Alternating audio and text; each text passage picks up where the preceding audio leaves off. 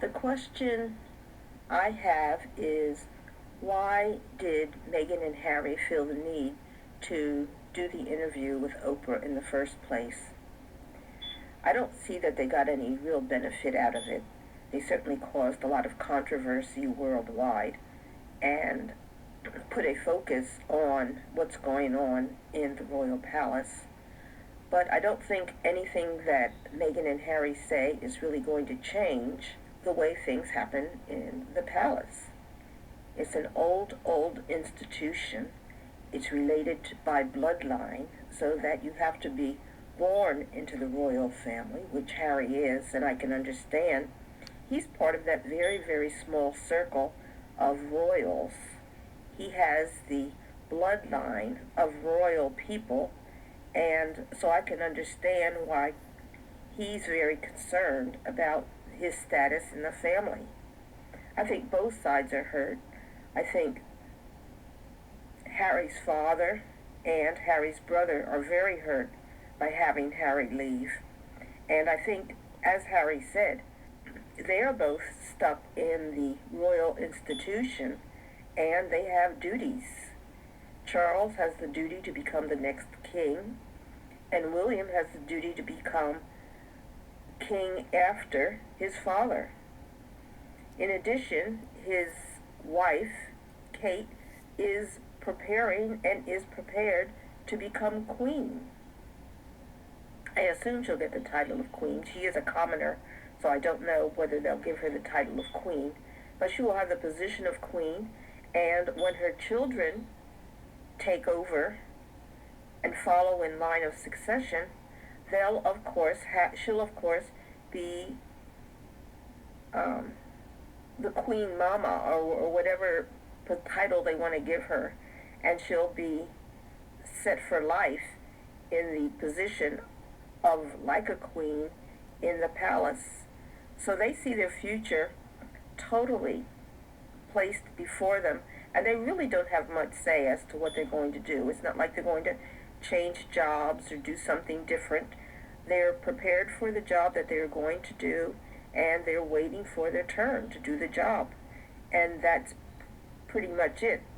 As far as Meghan and Harry coming out and exposing all of their family problems, I think it's just built a wall between those who have this job that they're planning to do in the future and Harry, who has the luxury of moving on and doing something different, although he wasn't expected to. He was expected to continue to be supportive. That supportive role. Nebulous, what is that? Where is he going? What should he be doing? I've seen a great change in Harry. He was depressed before he met Meghan, and for years I could see the depression in Harry. And I've never seen Harry happier than after he met Meghan. He was a much happier person, cheery. He walked different. His energy was almost palpable. And I think she has had a great effect on his mental status. Meghan talks about she felt suicidal because of the way the British press treated her and talked about her constantly, harassing her about every little thing they could and analyzing her down to the dot on her clothing. I mean, if she wore something, everything had to be analyzed.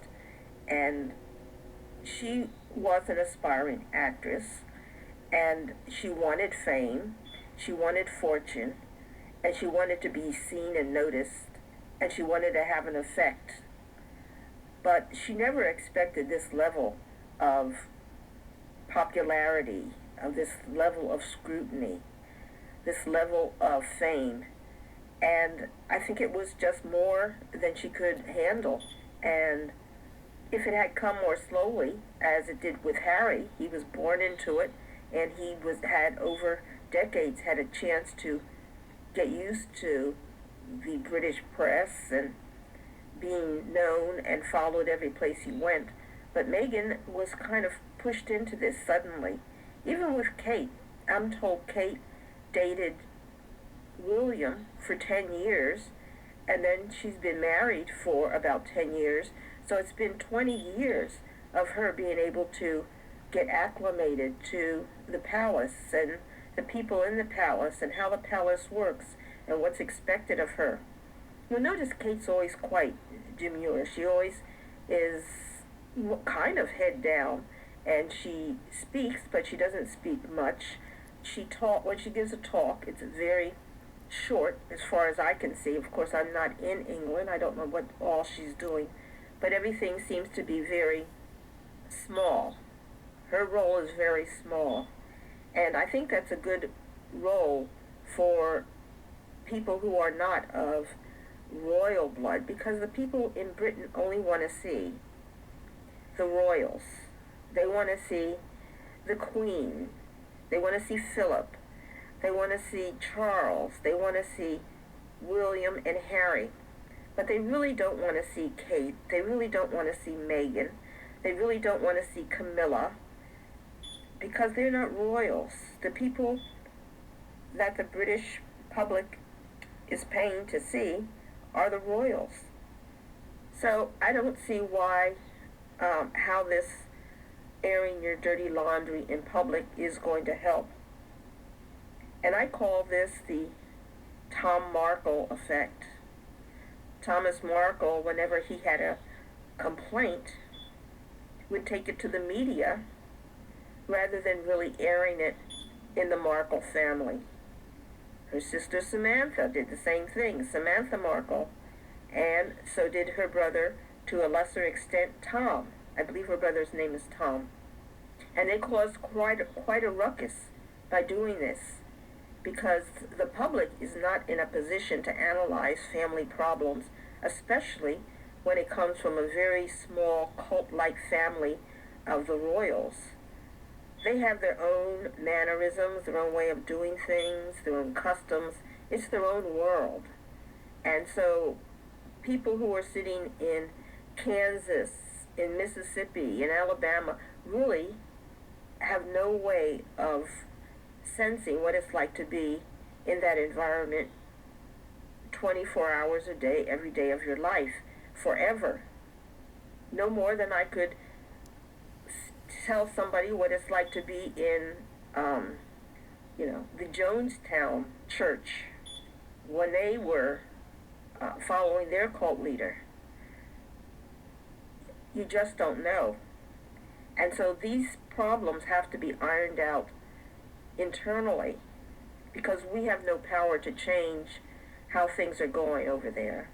The royal family is an institution. It's not going to be changed quickly, and it probably won't ever be changed in our lifetimes. So it was interesting. It made interesting television, but I don't think it really got any results. And I think the way to iron out what's going on in the royal family and to resolve all those issues, the feelings of abandonment that Charles and William might be feeling by having Harry leave, they have to be ironed out in a different way. And it's not an authoritarian way. It's going to be through discussions, trying to figure out how the family can meet the needs of the different people in the family while still carrying on the institution, resolving those hurt feelings, and saying, hey, I'm leaving the family, but my heart is still with you. I still want to be in the family, but I need something else. Being without a role in this family really wasn't helping me. I need something more, and I found more, but it divides me from my old role. But I don't want to give up my old role. I just want to have something more, too. I need some answers to questions, too. And I just can't ignore these things, these thoughts that I have in my mind, and these things I want to do outside the family. And how are we going to help each other? How are you going to help me get through this so that we can still be a family? I can still be included in our regular ceremonies. I can still be respected, and I respect and love you too, but we need to work through it some way. And I don't think putting it on a worldwide TV show is really going to be the answer. It's just going to make people ask more questions.